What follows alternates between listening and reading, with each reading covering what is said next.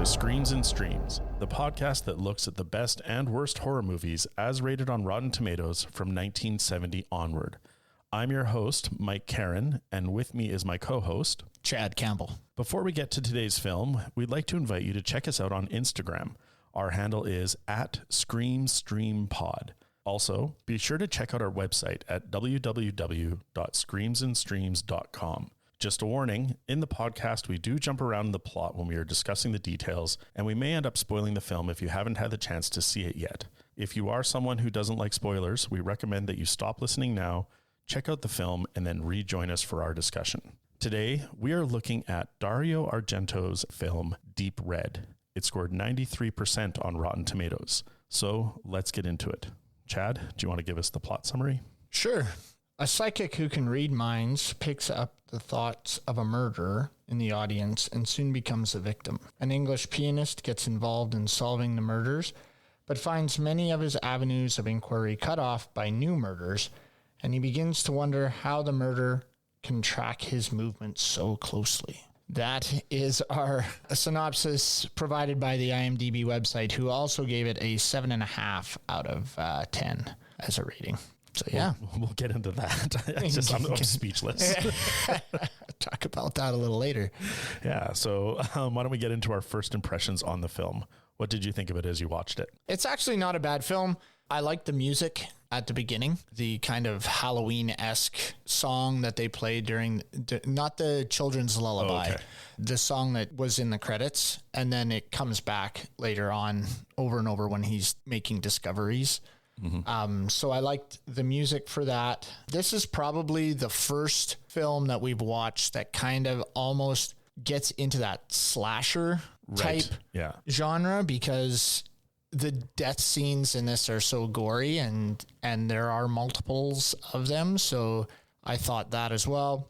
It is a Argento film. So after watching, two previous films of his, you're starting to kind of get the lay of the land of how this guy makes movies. Right. So you can really kind of pick up on all his little nuances and the way he directs. So I found that interesting this time to watch it and be, this may, he's doing this again. Yeah. Okay. Yeah. He definitely has a style that comes back. Yeah. But overall, I thought it was a watchable film. I think some scenes could have been shaved off.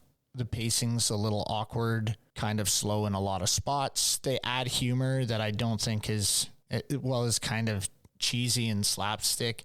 There's also the scene with the reporter and the pianist, really the main characters. I'm not sure I buy that relationship very, very well. I don't think it was very well set up. Could be because it was in Italian and I was watching it with subtitles, and so you're not really getting the feel of the words as much, but also lots of inappropriate laughter, like ha ha ha ha, stuff like that. And so that kind of takes me out of it. But overall, I wouldn't say good. I'd say okay and an entertaining film. My take on the movie was a little different than yours. Well, when I started the film, it was 6:00 in the evening, and I found every excuse to keep interrupting my watching. I wasn't enjoying the film. I just found so many little issues that were taking me out of the watching of it. The editing, the dubbing, the soundtrack. Mm-hmm. The opening is good. It's reminiscent of Tubular Bells by Mike Oldfield and a little bit like the Halloween theme as well. Yeah. And I like that. But then the Pink Floyd-esque jazz funk soundtrack. Yeah, I didn't like that stuff. But when I say the music, I mean that one song used in certain spots of the film I enjoyed. The rest of the music I was not a fan of. It just kept taking me out of the film, and it took me 3.5 hours to watch a 2-hour movie. Ugh. I mean, I did laundry, I cleaned the kitchen. So I don't know what it was about the film. Maybe it was just I wasn't in the right space to watch it, and I was expecting you to come in with a hard, strong dislike of this. Oh, because that's where I was with watching it. It wasn't until I started to read reviews and look into the film a bit more that I've kind of changed my mood. I'm treating this film like jazz. I'm not a big fan of jazz. I see, yeah. And so when someone tells me to listen to Miles Davis's Kind of Blue, it does nothing for me, but I can appreciate the skill of that album. So this movie, while I didn't enjoy it, I found a 22-page like academic thesis paper on this. Wow. I read the first 3 and stopped, but the things it was pointing out about what Argento was doing in the film made me appreciate it more as a piece of cinema, but as something to sit down and watch and be entertained by. First impressions, I didn't enjoy it. Right. Yeah. Okay. I was expecting text messages from you, like, what the fuck? Oh, really? Yeah. There were a couple of times where I was kind of rolling my eyes and just, okay, yeah, all right. I don't understand why this is happening here. Mm-hmm. But for the most part, yeah, I didn't loathe it. I didn't hate it. Like I said, I just thought it was okay. Right. But it's interesting that we don't agree on this one because we've agreed on most of our films. Yes. So. Yeah. This is the first divisive one. Yeah. All right. Let's move into our first category to get into the film, the Tropes Hall of Shame. I'm going to kick us off in this category. The first trope I have, and this is something that I've brought up multiple times on other films, is the scream at the beginning of the movie where we're introduced to the first murder that kicks everything off. But Argento goes from that lullaby to just the hard scream. And again, it's that, why do we have to have a scream to tell us it's a horror movie? Why do we have to have that audio track? It always jars me. I think maybe that's what set me off with this movie. It's like, it's this guy again. It's right away, yeah. Yeah. The other one I had was, again, this is a movie where I haven't seen a lot of Giallo, so I don't know if it's a trademark of Giallo films, but Argento's done this a lot. The black gloves. Oh, yeah. The close-up of the black leather gloves on the killer. Some of the reviews and the audio commentary talk about how he fetishizes them. I think it was the audio commentary talked about how like Argento must get off on these things because he does it so much. Yeah. Those were my first 2 tropes. Which ones did you have? My first one was a psychic being disturbed by a presence in the room. You know, she's sitting there and she really, I have this on what doesn't hold up, but she really chews up the scene there. She takes a sip of water and spits it out, and with an ultra close up, I'm not sure why that's there, but the whole psychic just being disturbed by this evil presence in the room is my first trope. I mean, that's kind of been done to death. Right. My second one, I don't know if this was a trope or if this was gratuitous, but really took me out of the moment and I thought just was done really ham-fisted and just was silly, was the fact that he always phones in these super loud areas. Oh, he's when he's in trouble and he's trying to communicate with people, he's calling from a coffee shop, and I swear that latte maker was the loudest latte maker in the land. It's just shh, and he's jumping around. Oh, can't you do this later? He's talking to Jana, who's at the newsroom, and that's super loud. I can't hear you. I can't hear you. Then he's talking on the freeway, some payphone. He can't hear anything there. I just thought it was silly. I thought, why are they doing this so many times? He's See, and I don't know if that was a trope or just gratuitous or something. It doesn't hold up, but it was that, like you said, that comedy that didn't fit. Yeah, it just kind of slid in there to try to lighten the mood for a little bit of levity in the film, and it just was confusing. Yeah, and it sort of it broke the suspense too much because then it had to rebuild back into the terror of what we were watching. Exactly. Yeah. So I'm not sure where that follows into, but it was kind of in the Hall of Shame category. I didn't think it was needed, and so I just put it under that category for that. That's a perfect place for it. The last 2 that I had, again, we have a civilian who gets involved in the murder. Yes, I had. Yeah, okay. And the police let them do all the work. Wholeheartedly agree with that one. You never see the cops except for a couple of bumbling moments. And again, they're used for comedic effect. Yeah. Right? Like the detective yelling at the bop machine. Oh, that was one of mine. Yeah, the tropes where he's like, oh, mama, yeah. He's just yelling with his hands flailing around. I put that down, yeah. Very stereotypical Italian. And then in that scene, I don't know. I didn't write this down in my notes because I wouldn't know where to put it. But that scene when he's walking down the hallway and the more voluptuous woman walks past and he sort of eyes her up and down. Right. And she goes into an office and he's mid-sentence. He stops, looks in the door, looks up and down again and like gives almost like a wolfish eye look and like raises his eyebrows to the other guy. And then they just keep going with the scene. And right, there's the underlying theme of misogyny between Mark and Gianna. Yeah. And they have that armless wrestling scene later. So I don't know if they're just driving home the misogyny and the male viewpoint of objectifying women. Right. There. Yeah. But again, it just felt crowbarred in and out of place in the rest of the film. Right. And the other one I had, we see it more commonly as on the internet, but going to a book to find the answers. Right? Mark is trying to figure out like, why are these killings happening? How Research in the library. Yeah, going to the library. And of course, they don't show him with a pile of books. They show him with a book. Yeah. And he opens to a page and he finds this manor where a child witnessed a murder. And he just is able to solve and put everything together just from that. Yeah, I didn't buy that. He takes that picture out of the book, folds it up, puts it in his jacket, and then he's hunting for this villa for the rest of the film to put this thing together. I didn't like that. I thought that was kind of silly. It's the same as doing now with horror movies, a Google search, right? They get on there and they do a Google search about what happened in that house. Yes. And this is the Google search. I want to see the movie where they do the Google search and they're on page 15 of the results before they find anything. Not the first They're result. just scrolling down, not like within the first sentence that they find out all the information they need. Yeah. That would be like this movie where he was chiseling away the plaster on the wall. I remember I was watching it and thinking, are we going to watch him chisel away this whole wall? Because this is taking a long time.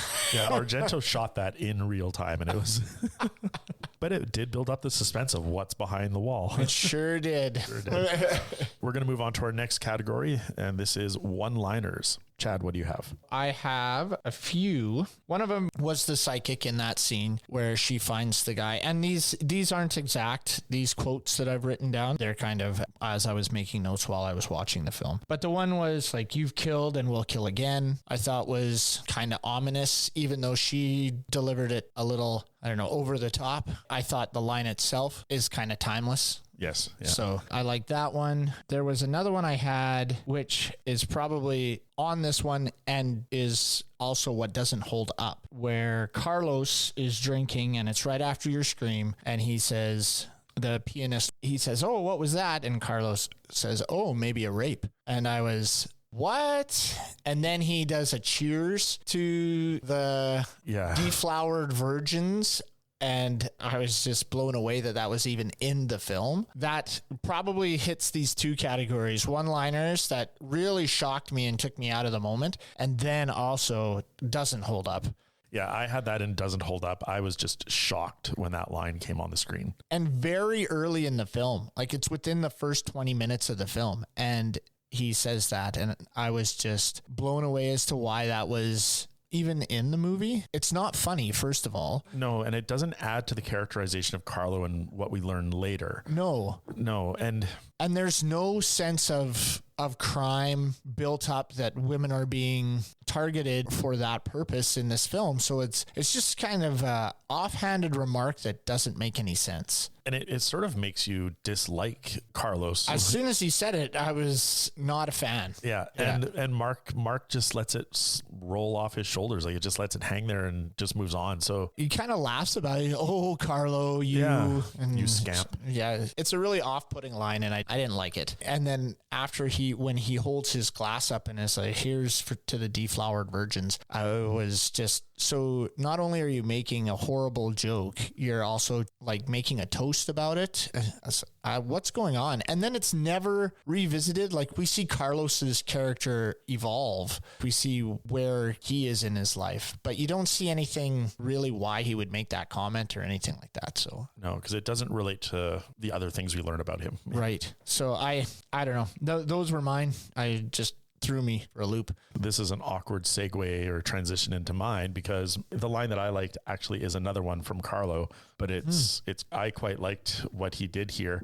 So the screaming we find out is this psychic Helga Ullman has been killed in her apartment, and Mark witnesses it. He runs up, and while he's in the apartment, he sees a painting. And then later when he goes back to the apartment, he can't see the painting. He fears the police have moved it. And so he's talking to Carlo about, what's this painting? It must be significant because it's stuck in my head. Again, could have been under tropes where Argento's playing with the sort of fallibility of the witness, just like he did with Bird with the Crystal Plumage. While they're having this conversation about memory and the painting, Carlos says, sometimes what you actually see and what you imagine get mixed up in your memory like a cocktail from which you can no longer distinguish one flavor from another. Oh, interesting. I missed that. Yeah. And I thought that is a great line. That's a great expression. It's just too bad that it follows the line that you read of his.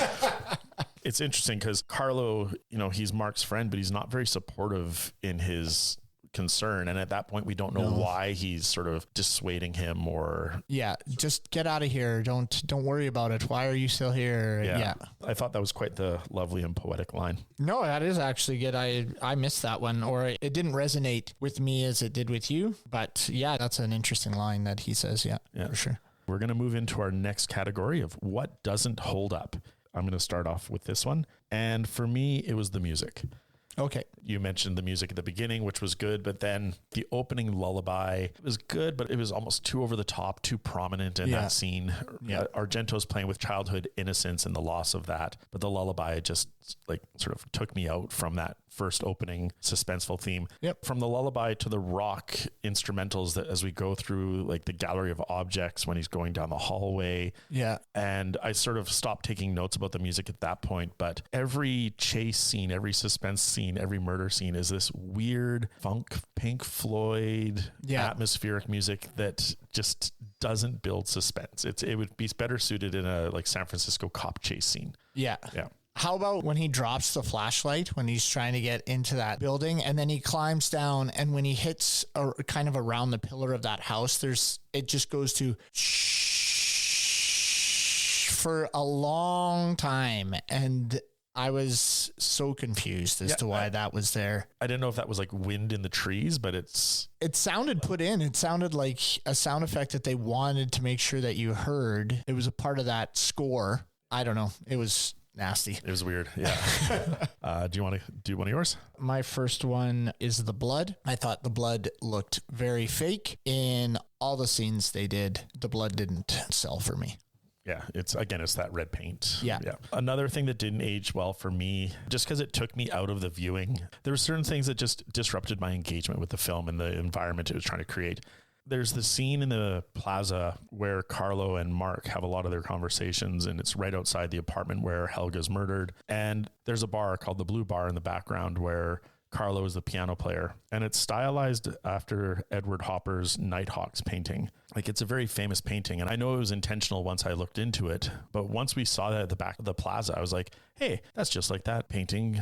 And I couldn't remember the painting, so I paused the movie, looked it up. I'm like, yeah, the Nighthawks by Edward Hopper. And I then had to go back into sort of that suspension of disbelief to get re-engaged with the film. But then every time I saw that diner, it was too noticeable. They did a great job of recreating it, but then it becomes distracting in the background where the characters that are inside the diner are posed in the position of the people that you see in the Nighthawks painting, but they're also completely static. They don't move. Right. And so when you have this background environment where characters are moving in front of it, but then the background isn't moving, again, it removes me from the film, because why would there be people just sitting there holding a coffee cup in the middle of the air, a bartender mid-lean? Yeah. So for me, that didn't age well. Yeah. I had another one. The views on women and gender equality is very dated. I mean, I know it's a mid-70s film, but the whole interaction between Mark and Gianna, where we assume they've just had sex, but maybe not, because there's that scene where it goes to black, and then in the next scene, he's just putting on a shirt. So you're like, well, did they fool around a little? She's fully clothed, but he's just putting a shirt on. Yeah, because there's the line earlier in the cemetery after Helga's funeral. Yeah. And he's just, I'm distracted and upset. And she says, oh, I know something that will calm you down. She comes on really strong. Very strong. Out of the gate. Yeah. He's like, oh, we don't have time for that. Right. Basically. And so it's implied. And, yes. Yeah. And then he says, oh, women are fragile and need to be protected. And then they have the arm wrestling thing proving that she's strong.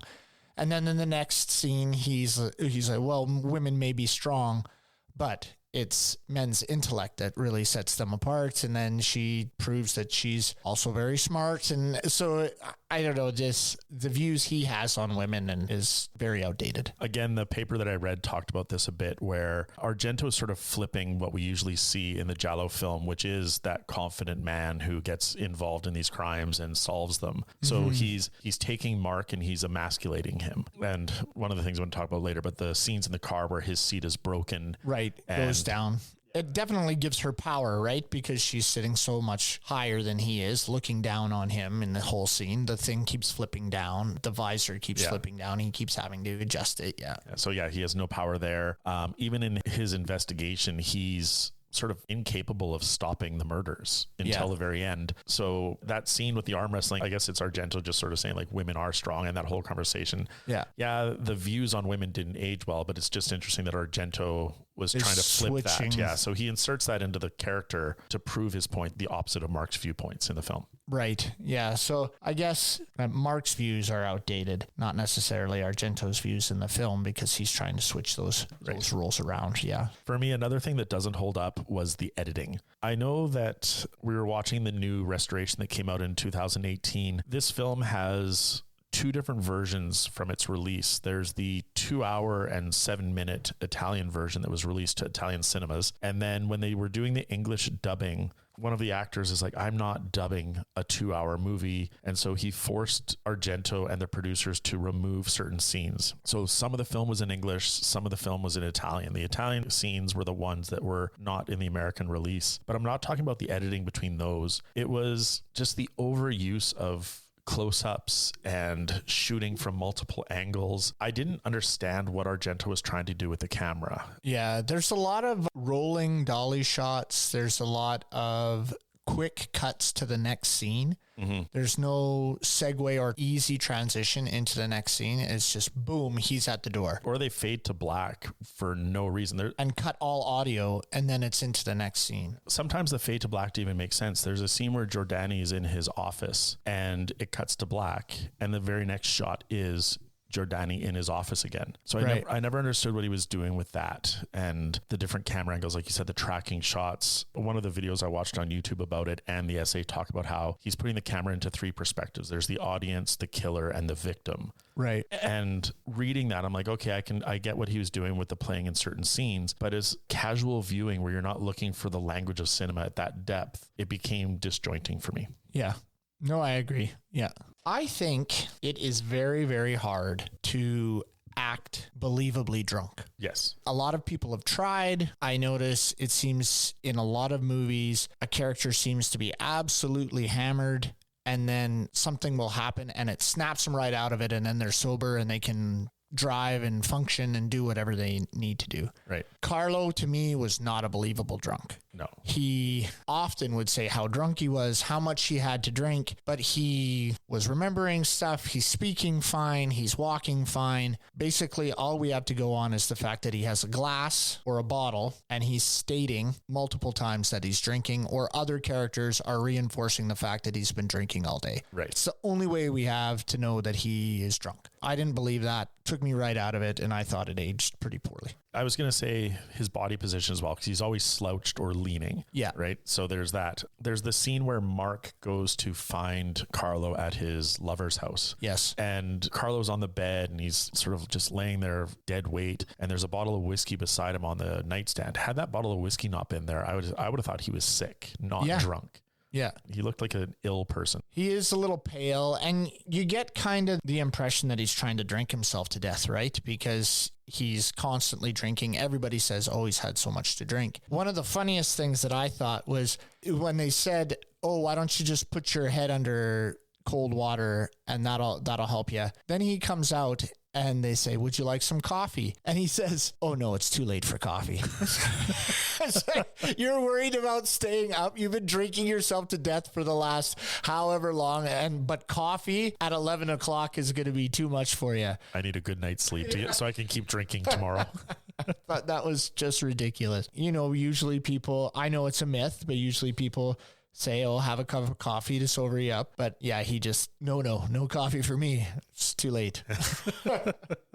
His acting as a drunk person, not my favorite moment of the film. No, nor was it mine. My last one, you've mentioned this and I've mentioned as well, but it's the slapstick between Gianna and Mark. Yeah. He gets hit by the door getting in. It's this tiny little Fiat. He's a tall man. Yeah. His seat breaks, so he looks like a toddler beside her, constantly just flipping the visor that keeps dropping down. Yeah. The fact that he locks them in and they have to crawl through the top of the roof. Well, and even the way they get out of the top, he gets out really clumsily and stumbles around, and she just hops up and gracefully exits the car, right? Yep. So, and he looks like a clown getting out of a clown car. Yeah. And again, we're beating this point home, but it just removes all suspense sort of the flow of the film. You talked about the pacing. Yeah. And yeah, there's moments where it's really slow and quiet. There's moments where it speeds up, but this also affects that. It removes you so much from the film. Yeah. Or removes me anyway. Oh, me too. I agree. I didn't find it funny. I found it ridiculous, and I didn't know why it was there. Because first of all, it's a mystery thriller, supposed to be horror genre. I mean, sometimes they sandwich some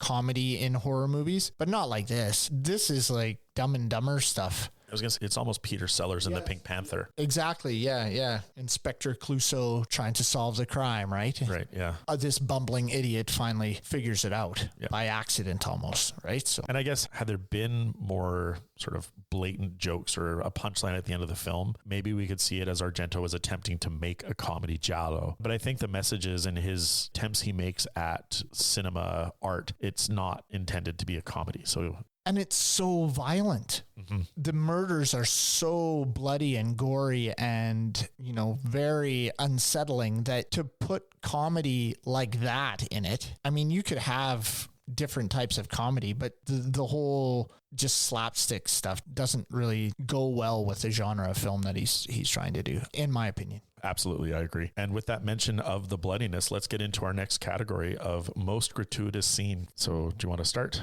Sure. I don't know if you noticed this, but there was this weird clip shot of a dogfight. Oh, right. Yes. And there was no lead up to it. I don't know where these dogs came from or anything or what it was supposed to symbolize. But in that scene, these dogs are ripping each other apart and it's really quick. And it just took me right out of it. And I thought it wasn't needed. Seemed just another way to add violence to this film. And I didn't understand it, I guess. Yeah, I didn't understand it either. And nothing that I'd looked at mentioned the dogs in any way. So maybe nobody else really touches on it either because it is such a throwaway flash of violence. Yeah, and it's in between him going from the city to the villa to investigate. And it's just this quick scene. And I just didn't understand it. I even wrote in my notes, dog fights? WTF? What is going on here? Yeah. That's my first one. I have others. Do you want to do another one? Another one that I thought was pretty gratuitous was the killer's death scene when she gets her necklace caught in the elevator and he hits the elevator. This necklace, unbelievably strong, holds her and basically severs her head off. And it's just this slow, the necklace just sinks into her flesh and then just takes her head right off. I actually went, ew, at that part. Yeah, I was just like, how is it not breaking? But this is such a cool idea. Yeah. Unfortunately, the effects aren't great. But still, I've never seen a death like that in a film. No. And that's why I put it in there. I wasn't sure where to put it because it didn't really, I guess it could have been a back it up moment, but it was quite violent. And so I threw it in most gratuitous. I didn't put it in what doesn't hold up because it was such a cool death scene. Yeah. Even though the blood didn't look great. Yeah, it was noticeably fake, but still. But it was still a pretty cool death scene. Yeah, so absolutely. For me, the most gratuitous, the gore was one, but it was, I keep going back to it, the music. It was just too much. Yeah. It was constant. It was loud. It was outside the mood of what the film was doing. Yeah. I'd had enough of it by about halfway through. Yeah.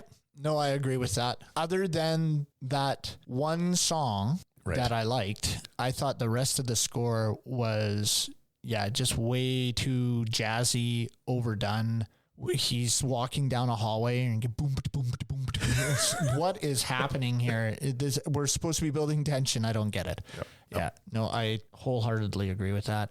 If you want to keep going with gratuitous, because that was the only thing I really had. I had another one, but it kind of goes to the gore. Basically, every time somebody got killed, it was pretty gory, which is why I say it kind of almost gets into that slasher kind of genre of film, because the hatchet or the cleaver she uses to hack into the psychiatrist when she first brings it down, and there's this gash and this blood just squirts out of the gash. It was pretty wild. Yeah. For that time, I thought it was pretty wild. So that one, Carlos getting drugged by that garbage truck was insanely long and crazy how he died.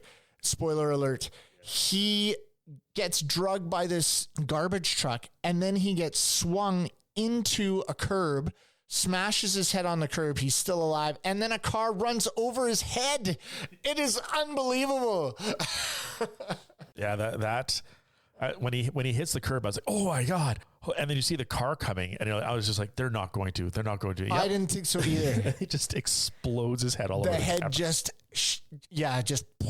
there's a scene where the doctor's getting killed. The killer takes the guy's head and smashes it into every corner in that room, into the fireplace corner, into the coffee table corner, and every corner is made out of granite or brick. And she's just smashing it, and his teeth don't break, but then eventually gets put down and they stab a sword right through his neck. That was pretty crazy. All the death scenes are very, very violent and gory. Well, and it's interesting when you go from his first film, The Bird with the Crystal Plumage, which was not gory at all. Like it was rated PG. And then, right. And then this escalation 5 years later to that is just, wow, shocking. I remember listening. So I listened to The Bird with the Crystal Plumage, and we talked about how that one scene where she was getting killed where she's basically wearing lingerie. Right. We talked about that one scene was probably the most gratuitous. It was the most violent in the whole film. This one, all four of them just escalate. Like the first person dies, she gets put through a window, which looks unbelievably fake, by the way. Right. That dummy coming through the window is laughably bad. But then when they pull her off the window and all those shards of glass are embedded into her neck, and they do a close up on that, that was pretty disturbing. Yeah. All the death scenes, I thought, he really escalated it. Yeah. For a slasher film, he did a good job. Yeah. There you go. Do you have any other gratuitous? I also had mentioned the music when they're searching for things. I thought was, again, just to piggyback on what you had said, really took me out of the film. Mm-hmm. The murders actually kept me locked into the film because I thought it was so interesting how they were killed. Right. I'd never seen somebody drugged by a garbage truck for so long in a movie ever. And then run over. All right. We're going to move into our next category. What stood the test of time? So my first thing that stood the test of time was that animatronic dummy. When it came into the room and you see it walking towards Jordani, the doctor, it freaked me out. Yeah. It comes walking out of the dark and I was, whoa, what the heck is that thing?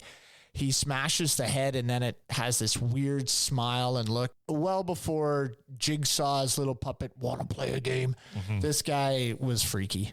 Yeah. For the listener, it's Jordani's at home and he thinks he hears something. I don't know if the lullaby has played by that point or not. No. Because the lullaby does play through each of the murders. But does it play when Helga gets murdered? Does it play in the first murder? I don't think it does. I don't think so. No, because she's on the phone and the doorbell rings. And then he smashes through the door and he kills her. So that's the only murder that doesn't have the lullaby. Right. Well, now I want to know why. I think I'm thinking too much. Yeah, I don't know if they just missed it or if... I'm not sure why Helga was on the chopping block in the first place. Well, because she identifies, I don't know if she identifies the killer at the conference when she says, you're here, you've killed, you'll kill again. But the killer gets up and they leave. Right. And then because that point of view shot is used, right? Right. They get out of there, which, can I just make a mention of I know I'm sidebarring here, but the look of that room, of that theater room with all the red and them in the black in that very linear... just on that table, I thought was very aesthetically pleasing. It was beautifully done. It looked really, really good. Yeah. So I like that. His shots where he creates almost like a two-dimensional wall or these lines, I appreciate that. I thought he did a really good job with that. Yeah, there are moments where I can appreciate Argento's skill and mastery. There was parts that I didn't enjoy. Yes. No.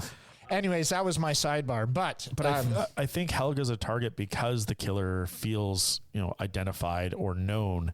And so at that point, Helga needs to be removed because there's the potential that she'll maybe remember the face and tie it. She's the threat. Yeah. Yeah. Okay. Yeah. Yeah. So this lullaby has played throughout each of the murders. So I don't remember if Jordani had heard it yet or not, but he's aware something's going on, and he's in his apartment or in his office, and he's picked this knife up off the desk because he feels threatened because there's a door open across the room, and he puts the knife back down. And from his point of view shot, he's looking towards the open window, feeling like that's where the threat's going to come from him. And out of this closet springs, this like 3 to 4 foot tall doll with these legs all akimbo walking towards him. Yeah. It was creepy. Yeah. It reminded me of the doll from David Fincher's The Game, where Michael Douglas's character is just starting the game and then he gets that doll delivered. Oh, right. Yeah. I had totally forgotten about that. And yeah. It drew me back to that film, just again, because of the dark wood office and that doll. It's right. Just, yeah. So I don't know if that's where Fincher got that style, that look from, but maybe. Yeah. But the fact that it's all in this black tuxedo and you don't really see it till it starts coming out of that closet I think Argento does a lot of those dark scenes very well. Yes. Where you're looking at one thing and then out of the corner of your eye, something else comes out of the dark and you're, whoa. But yeah, the animatronic sold it for me. That stood. You actually reminded me of another one that maybe I'll do as well. I don't know if it's test of time or not, but you talk about his use of dark scenes, and it's when we're at Amanda Righetti's house. And I have a bit about that for another section for the back it up moments, but there's a scene where she walks by a closet. It's all black inside the closet, and then the eye opens up. Yes. And it's just like, oh my God. Like if you do rewatch it, you can see that there's a slight color difference where that eye was. Yeah. But I didn't catch it. And I was just like, oh my God, there's someone hiding in the dark there. That was super freaky. Yeah. I thought that was well done. I have a thing where eyes kind of freak me out in horror movies when they're looking through a keyhole and all you see is the eye. I remember Halloween 2 before he got, Friday the 13th 2 before he got the Jason mask. He had a sack on and there was just one eye cut out of it, and he was looking around and you could just see that eye. Just really, I don't know what it is, but it really freaks me out. And that scene that you mentioned got me as well. And there's a lot of close-ups of eyes in this one. Yes. Yes. For me, the test of time was, I have a lot more to say about the Amanda Righetti scene, but her boiled face when she gets killed in the bathtub. Oh, yeah. Yeah.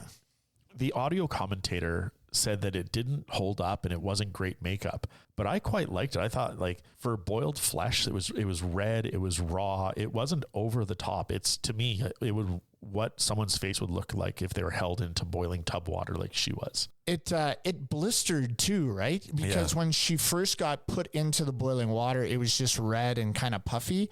Then when she fell and was still alive, it was even puffier. And then by the time she's discovered, it's just bloated and white and full of pustules, right? It's just disgusting. It is. And I thought it was very well done. And especially a film where the rest of the gore was like, the blood was fake. There's the mannequins were obvious.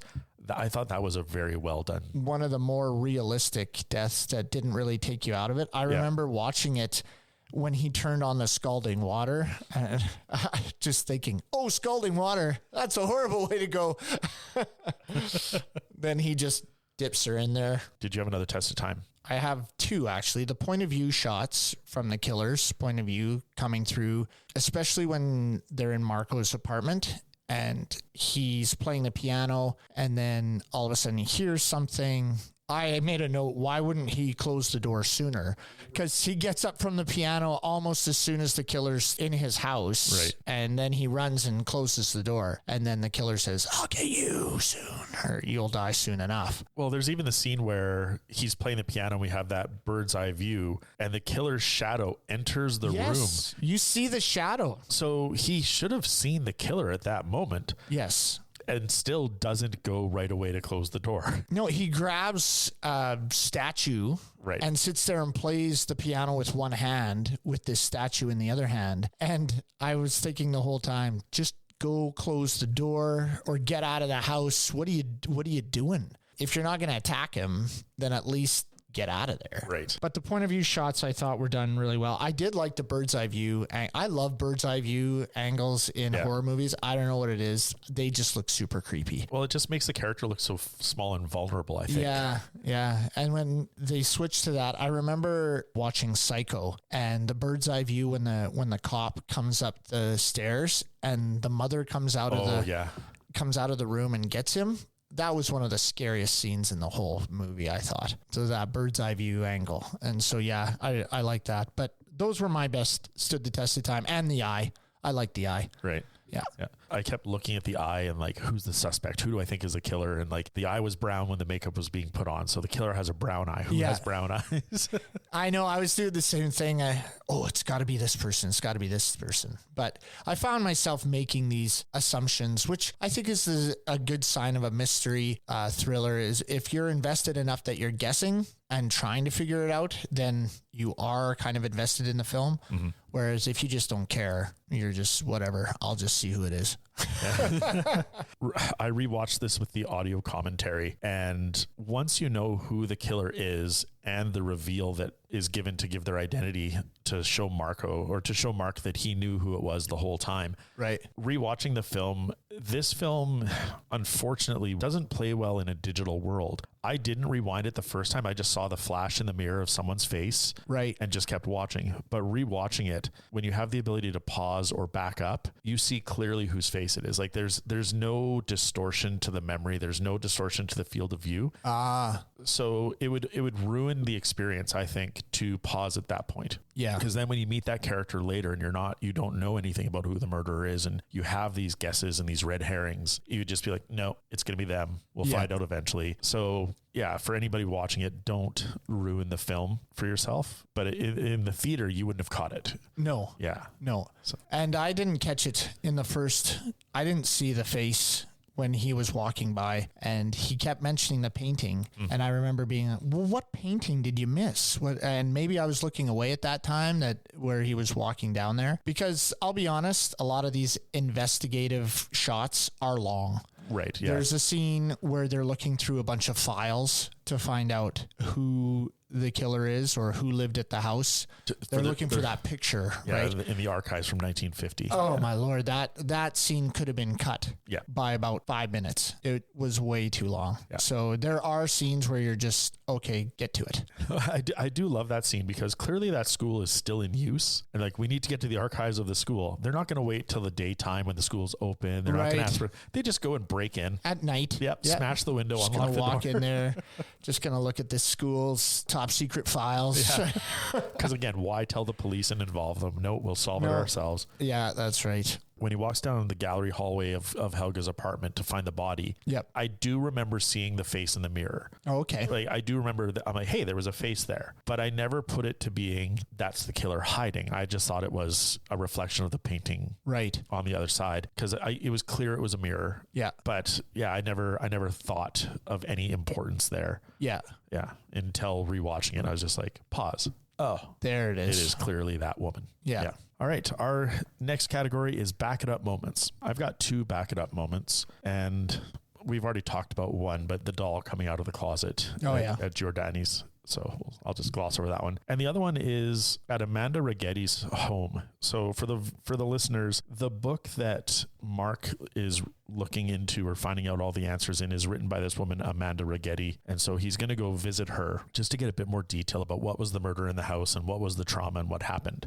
And her house cleaner leaves and she's there alone, and she turns around and there's this doll hanging and swinging from a noose, and she tries to go get Elvira back, and Elvira's on the bus already. So she goes back in alone, and she's walking through this empty house. There's dark hallways. There's shots from far away. There's another doll hanging. What I really liked about the scene was it really built up the tension. It did a good job of that sort of being secure, but also not secure in your own place. And the sound design was quite good for so many other scenes where the music is over the top, funk and fast, or too loud. This has this very eerie atmospheric sound through the whole thing. And so I think that's what I really appreciated about it, is Argento really builds the suspense and doesn't use music to cue the audience. He just uses sound design to show this like something eerie and suspenseful is going to happen. Right. The only thing that took me out of it was when she goes running towards the door and falls, and she's trying to open the door while laying on the door. And it's like, you have all the time in the world to stand up and open the door. But no, she's like, Yeah, that could have been a trope.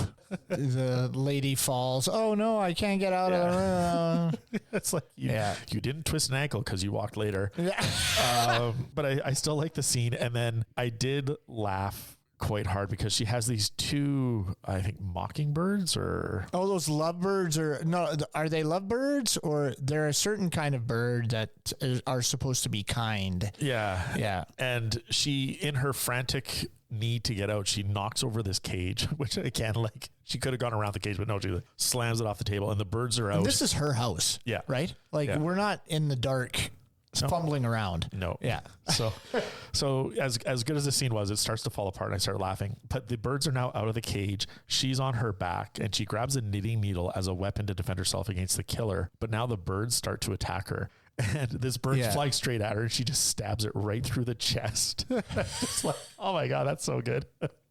I thought the same thing. I remember watching that and just being, how the heck did she get that bird square in the chest? And then the blood on the bird, it's like this little bubble that they just kind of bloop. They used an eyedropper to put on there. Yeah. Oh, that was pretty funny. So yeah, I quite like that one. My back it up moments, one of them is just for laughability. And that's when the psychic takes a drink of water and then for some reason takes the drink and then spits it out and then doesn't even spit it out, just kind of talks with water in her mouth and it all kind of fumbles around. I don't know why I got a kick out of that, but I started laughing. Was why? And so I backed it up for that. Argento does a lot of these close-ups, which we have talked about before. A lot of close-ups on the eyes, a lot of close-ups on the mouth. And so this one is one of the first one that he jumps into. And I was questioning as to the choice as to why he did that. I was interested in that shot, I guess, is why I used it as a back it up moment. And I don't know why he chose to, and maybe you know because you watched the commentary one, but I watched about 30 minutes of the commentary and then turned it off. So the commentary doesn't explain why she spits out the water or is unable to swallow the water, but the person does talk about how he uses rhyming shots in his films. Oh, okay. And so the film starts with the psychic unable to swallow the water. And there's a scene later in the film, and I can't recall it, but I think it's Mark goes to take a drink, right? And the water comes out of his mouth later. So Argento is just reminding us of the earlier scene where the psychic is traumatized or upset by what she's seeing in her vision. And then later in the film, we see it again with another character who's upset. Does everybody die by the neck in this? Helga gets stabbed, like she gets chopped a couple of times, but then she falls on the window, which ultimately kills her. That gets her neck. The killer dies with the neck. Rigetti gets boiled in the water though, so it's not really with the neck. Oh, okay. And then the other guy gets stabbed through the neck. The doctor gets stabbed through the neck. So is Rigetti the only one that doesn't? Possibly, yeah. Is there another murder that we're not remembering? That's what I'm wondering. Because I just find it interesting because we're talking about swallowing the water and that she can't do it, that everybody's getting killed that way. But it's not a fan theory if it only happens to 3 of the 4. Carlo gets shot, correct? Carlo gets drugged and then gets his head run over. But he's not killed by the murderer. But he's not killed by the murderer. He's killed by the environment. Right. Do you think Carlo's aware of who the murderer is and what they're doing? Most definitely. Yeah. I think that's the reason why Carlo is a drunk. Oh, okay. Is because he's drinking. He's trying to cope with this. And even though he's trying to cover up what's been happening, he's trying to cope with what's happening. And he knows what's going on, which is why I think he drinks so much. Right. As I'm scanning through, I just saw the quick clip when Mark goes to see the villa and he meets the sort of landlord and gets the keys. And the landlord, crazy dad. Yeah. And the dad's like calls his daughter back and slaps her and is like, "You bitch, you did it again." Yeah. And it pans down and there's the lizard skewered with the pin. Like, again, what was the point of that? Like she's the link to the painting because she does the drawing that Mark sees and says, oh, I saw that when I was going through the archives, hence leading them to the archives. But why do they need to make her as disturbed as they do? It doesn't make sense. It doesn't. I'm not sure what her role really in the film is, other than to push him forward to investigating that villa, right? Like, there's no real... No, she's played very creepy. Like a creepy redhead again.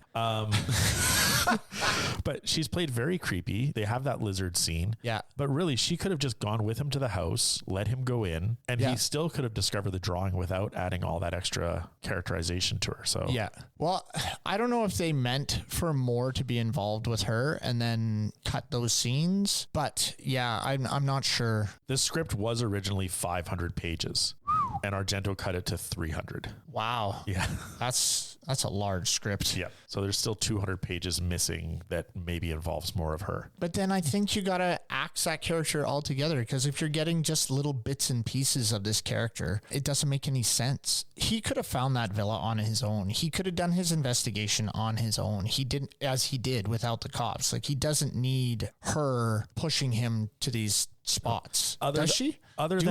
Other than associating the picture, because he sees the drawing in her bedroom. Yes, and that's what he's, where did you see this? And she's like, oh, it was when I was cleaning up the old archives in the 1950s. So then they go to the school, find that. Yeah. And that's when Mark realizes who the killer is. But that's the only thing she does.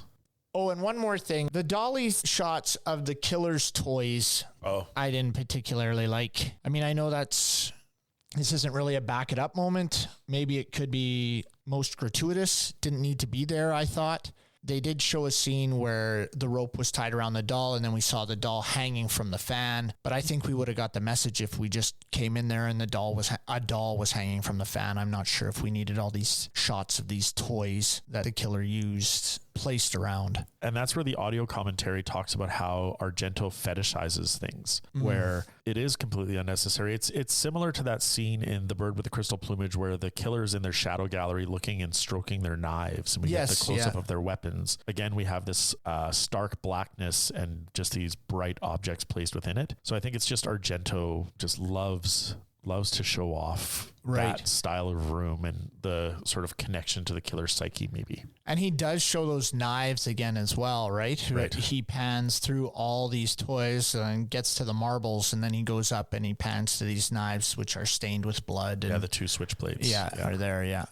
Let's get into our bonus features. So I'm going to start off with a couple of mine. Again, as you've heard multiple times in other episodes, I did watch the audio commentary of the film. So this was Thomas Rostock. He's a Danish filmmaker and critic. And a couple of things that he pointed out that I thought were kind of interesting was at the very beginning of the movie, it opens with Mark teaching a jazz ensemble or leading a jazz ensemble, and they're playing, and he stops them and he's just like, your music is too perfect and sterile, right? It needs to be loose. It doesn't have to be perfection. It can be trashy. It can be trashy. Yeah. And Thomas Rostock points out like this is almost Argento commenting on what the film is going to be. Right. It's not sterile. It's not perfect. It can be trashy. And I was like, there's parts of it that were trash. Yeah. But I just thought that was an interesting thing that he pointed out. The other thing that I thought was very interesting and almost a little like unsettling after the fact was Clara Calamai, who plays the murderer in the film. She used to act in films during Italy's fascist period, and these were known as white telephone films. Oh, interesting. Right. And so Helga Ullman, her character is Jewish, right? We see the Star of David in the table, and they have the traditional Jewish funeral for her. Right. And in the scene leading up to her death, she's on the phone and she goes to hang it up and bobbles it, and it's this white telephone. Oh, okay. So just it's kind of an homage to that. Yeah, what the fascists were doing during World War II to the Jewish people of Europe. Right. Yeah, and just sort of nod to that. And later in the film again, Clara Calamai's character is on the phone, and it's a big white, when she's on the phone with Mark, it's a big white telephone. So again, just nodding back to that film history and sort of that troubled period of Italy's history. So I thought that was interesting. And I've got two more from the research on that. So this one, I talked about the back it up moment being the Amanda Righetti house scene and the murder. Yep. Argento, as he's done in I think all his other films, he's always the leathered hands. Like he's always the hands in the leather gloves. He wants it to be a certain way. So in her death scene, it was Argento who was pushing the actress into the water. Oh. And he talked about in an interview, I guess, that she wasn't taking deep enough breaths. And so when he pushed her under the water the first time, she was still inhaling. And so felt like she was drowning. And when she came up, she was screaming and like she wanted the scene to stop. Yeah. But Argento was just like, oh, she's a great actress, and pushes her back in. Just kept doing it. And so that entire take is the first and only take they did, because the actress thought she was drowning, was very upset, yelled at him after the scene ended. And Argento was just like, okay, we'll take a look at what we got and hopefully it's good enough. And it was. And that's the take they used. Wow. Yeah. Holy smokes. Yeah. Yeah, that's pretty bad. Yeah. I'm just going to do one more and then I'll let you get to some of yours. We talk about the music, and there's some disagreement in the articles and the commentary, and also a YouTube interview that I watched with Argento about the writing of the script. One person said it was written in a day and recorded in a day. And I was, that makes a lot of sense. Yeah. That's why it's not that great. Because the original composer was fired because Argento didn't like what they were doing. So he got this band Goblin. He told them that they had to listen to Pink Floyd, Emerson, Lake and Palmer, Mike Oldfield's Tubular Bells. Oh, well, this makes a lot of sense then. Yeah. When you put those three together, it's like, yeah, that is exactly what the soundtrack was, or the score was. The commentary says it was composed in under a week. Argento said he worked very closely with them, where he was shooting every day and they were recording every day, and they were just going back and forth with, yes, this worked, yes, this doesn't work. So Argento's story of the score makes it sound like it was much more involved during the filming of the film. Oh, okay. Yeah. Do you want to give some of yours? Yeah, sure. I just had some trivia. Co-writer Bernardino Zapponi said the inspiration behind the murder scenes came from him and Dario Argento thinking of painful injuries that the audience could relate to. So basically, not everyone knows the pain of being shot by a gun, but everyone has at some point accidentally struck furniture or been scalded by hot water. You can really relate to how how those characters are being injured. The other thing that I thought was kind of interesting is there's a scene at the bar where Carlos plays at, and just off in the corner there's a lady that's really putting on a lot of red lipstick and putting on a lot of makeup, and that's supposed to be a shout out to the killer using the amount of makeup that she puts on when she kills, right? Because there's a scene at the end when the killer is revealed, they're wearing a lot of makeup. Yeah. And the close-up of the eye, she's always putting on a ton of eyeliner. Yes, it's always eyeliner there, which is one of the things that you really kind of look for in the film. You're like, who could be this killer with all this eyeliner on? But they do a really good job at kind of masking that, so you can't really tell. There are a lot of females in this film that you look at and you're... Well, and the first time we meet Gianna, the reporter, yes, I can't remember if it's at the house or at the funeral, but one of the first scenes that we see her, she has very thick black eyeliner on. Yes. And so I was like, oh, it's her. Yeah. Yeah, no. But that's too obvious, right? Yeah. Because that's the exact thing I went to. It's got to be her. Yeah. And then she comes on so strong, and then they really do a good job. There's a scene where he says, I'm at this, he gives the address of where he's at, and then he gets hit with a stick, and then in the next scene he's waking up and Gianna's there, and the whole villa's in flames. So then you're really thinking, okay, well, what's going on here? Yeah. So I had written in my notes, like 25 minutes in, I know the killer is Gianna, and I was like, ha ha ha! I was so wrong. Yeah. I remember at the last half hour, I thought, if the killer's Gianna, I'm going to be super mad. It was too obvious. It was too obvious. And I was just, I think it's her, but I don't want it to be her because there's just no way that it could be like that. Yeah. Just too easy. And then I thought it was Carlos's lover at one point. Right. But he just has a little snippet and then is never spoken of again. Yeah. One of the other things I had was something that you had already mentioned, was the close-up shots of the killer's hands clad in black leather gloves were performed by Dario Argento himself. So all the black glove scenes, he just really loves those black gloves. Yeah. And in Bird with the Crystal Plumage, I remember that was one of the gratuitous things I said, the black gloves always. Yeah. And it kind of was the same. I didn't list it in this one, but it kind of was the same. It's always these black gloves that he has. Yeah. So the last one I had on YouTube, there's a Film at Lincoln Center interview with Dario Argento on the making of Deep Red.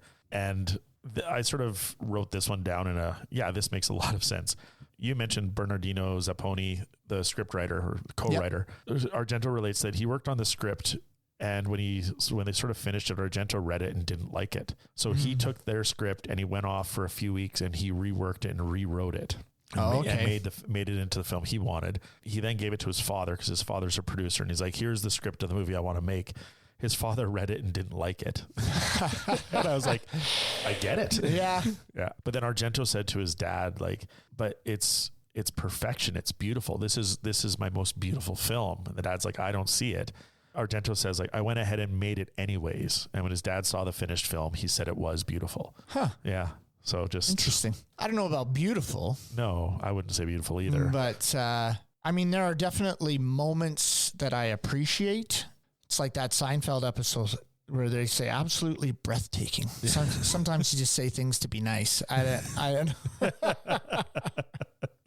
I didn't get the box office. Did you get the box office on that? Yes. I didn't get the budget, but the box office was $629,000 at the time. So that translates to about 3.4 million take. For that time, that's a very respectable number. Yeah, it seemed to be quite successful in Italy. And then I think in the commentary it said it played for a long time. Right. Yeah. All right. So now we've got to place it on our watchability scale. Chad, where would you put it? My watchability, the IMDb gave it 7.5. Rotten Tomatoes gave it 93. I think Rotten Tomatoes is wrong. I don't think it's a 93%. IMDb is closer for me. I would give it a 6 or a 6.5 as far as watchability goes. I enjoyed the film overall. There are some big holes in it. The pacing's off. The music, as we've talked about. For those things, I just don't think it pushes it to a 7 even. So I'm going to, you know what? I'm going to rest it at a 6. I'm not going to give it a 6.5. I'm just going to say 6 is my watchability for this one. I'm going to let you keep talking and see if you can get yourself down to a 5. No, as I keep talking, I will probably talk myself into a 5, but no, I'm going to stay at a 6. I thought it was worth watching. I would get the subtitled version. If you can, watch the subtitled version. Don't go with the dubbing one. It's annoying how they switch back and forth from English to Italian to German to that. Could be a gratuitous category in and of itself because it just takes you out of the film. I'd say stay with the subtitles and just watch the thing the whole way through. And then you can fast forward some parts as well. Right. But I really like the last half hour of the film and the first 20 minutes. And then it just kind of dips down there for a bit. For an hour and 20 minutes. But I'll tell you, the killings actually kept me engaged. It was like a roller coaster of emotion. I was down, I was up. I mean, the violence was there. Carlos scene alone, as I've mentioned about 4 times in this podcast, just got me. I was like, holy smokes, this guy's just going through the ringer. So yeah, I'm going to stay at a 6 out of 10 for me. All right, fair enough. It was interesting listening to you talk. I'm like, I don't know where I'll rank it because on my initial watching, I would have put this down at a 2. Oh, wow. Just like I did, I was not enjoying the watching. Like I said, I was constantly finding ways to avoid continuing the film. And so it would have been a 2. But I think looking into the research, this conversation, I would bring it up to the 6. Oh, wow. Yeah, it just because for people that are lovers of cinema as an art and they like the academic viewings, I would almost give it a higher rating than that. Right.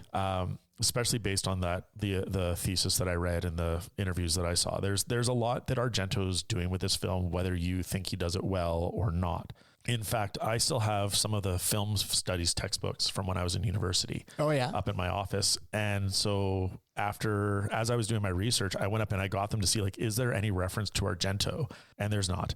Really? They're mostly American-based textbooks, so there's not a lot. The only mention of Argento I saw was that during the 1970s, where you started to get the, like, Clint Eastwood and Dirty Harry and the violence of that. Right, yeah. And while that was taking place, it allowed other directors to sort of come up to the surface. And Argento's just mentioned as a director who in the 1970s came up with these sort of art house styles. He developed a whole genre of film. I think he deserves a little more of a shout out than that. Like, I mean, it's not necessarily my favorite genre of film, but it definitely deserves some respect. The way it's filmed, I thought was well done. As we mentioned before, the colors, the way he places his characters, it also lends itself to a lot of questions as to why is this shot like this? Right. And I really enjoy that. Looking at his camera work, a lot of the point of view shots that he uses are very, for lack of a better term, Blair Witch-esque, where it's very jostly. It is almost that found footage. Yeah, found footage kind of feel with the polished film look. Mm-hmm. So I actually enjoyed, quite a bit of the film, but I'm still keeping it a 6 because of this shoehorned in comedy, and all the reasons that we've gone through before. I just don't think it pushes it to anything past that. Yeah. And that's why I was at the 2. Like, if you're a casual horror film viewer, you're not going to enjoy it. You're not going to get the appreciation that you should with it. And so that's where I was with a 2, is like my watching the first time. I know I'm taking notes. I know I'm paying attention, but it just, from a casual audience view, wasn't an enjoyable film. But the art and the language that he puts into it brings it up significantly. So I'm happy to sit it at a 6. And people that are big horror film fans, if you are going to go into the giallo, I would say this is the one to do it with. Like, it really does. They talk about there's not a ton of the sexuality with this one, but it's alluded to, but it's not really. Yeah, but the glorified violence and the stylized murders is a signature of the giallo, and this one does it very well. Yeah, and as we've said before, he's definitely getting more, pushing the envelope more with the effects and the death styles, right? Mm-hmm. Yeah. There were a lot of times where I was watching the film, and just when I watch horror films, if I get really invested in it, I'll like lurch back and be, oh my gosh, and there were a few times in this movie that I did that with those death scenes, and I thought, if you can get me that way, mm-hmm. then I mean, you deserve a little bit of credit. Yeah, I wasn't sloughing it off and being, okay, this is stupid, but there are definitely moments where I was mm-hmm. saying, I don't think we need this scene. Yeah. This could be shaved off. I'd say about a good half hour of this film, it would play good as a 90-minute film. And I think that's where the American release would probably be the better one to watch, because it cuts out a lot of that, the Italian, which is more just conversational and the comedic mm-hmm. stuff. But I didn't mind the relationship between Mark and Gianna. Their chemistry wasn't terrible, and there was a few moments that I enjoyed, but it was distracting. I think I'd almost want to watch There When Harry Met Sally. Yeah. Right? Not a horror film, but I want to watch those two in a meet cute film or something. Yeah, it seemed like there was a scene where it's near the middle of where Mark finally decides that he is going to leave, and he asks her to leave with him. And she's all excited and, okay, this will be a great holiday, blah, blah, blah. And it's during all this murder, so what a weird thing to say, first of all. And then, but the fact that he asked her to come with him, when throughout the movie, it seems like he's trying to push her away. Right. That's why I'm saying I didn't buy the chemistry between the two, because I don't think there was enough of that build of it. It was an afterthought. Mm-hmm. The murders and trying to solve this crime were the big things. And then, let's throw this kind of makeshift love story in here as well. But we're going to change the roles too. So she's the more powerful of the two, which is fine. But I just didn't buy the chemistry between them. Right. And so that's why I think, like, I want that movie, but not as a part of this movie. Yeah. Yeah, exactly. So you can watch and see how they progress. What happens to them afterwards? That's a good question. What happens to these two afterwards? Do they stay together, or does he just go back to, does he stay? Does he leave?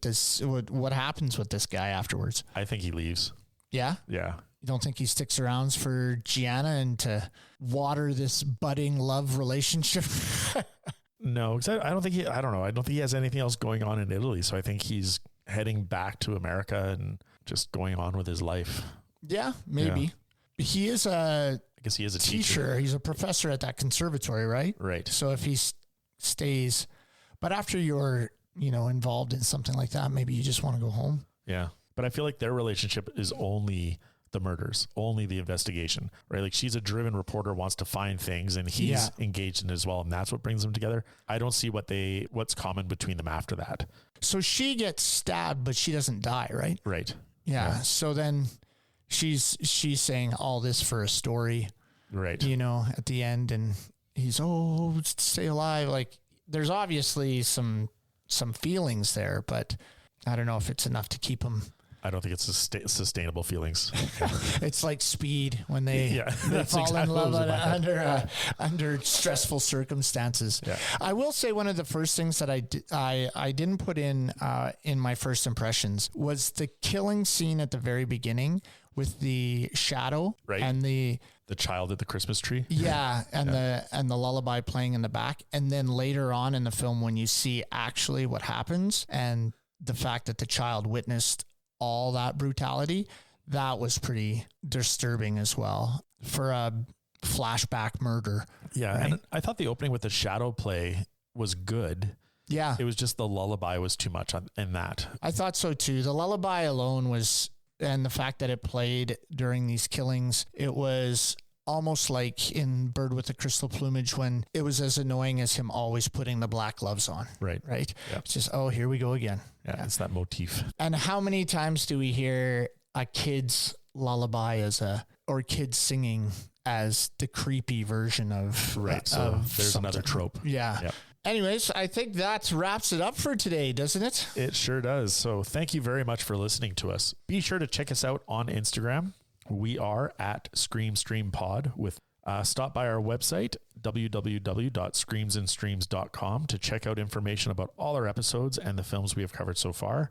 And please subscribe to, rate, and comment on our shows on any of the platforms where you get your podcasts. Until next time, this has been Mike and Chad. See you next time.